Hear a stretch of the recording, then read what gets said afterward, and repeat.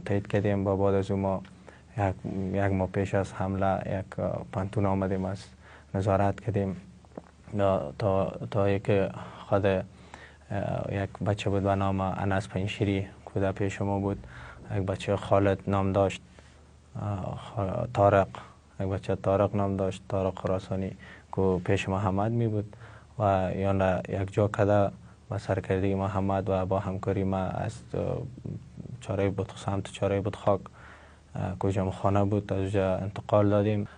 محمد که از تشریحاتی که باید از یاد کجا و چه رقم انفجار بته و دیگه وسایل همه را آماده کرده بود. بعد از او با انتقال دادیم که من بودم ایره تا نزدیک پانتون کابل رساندیم.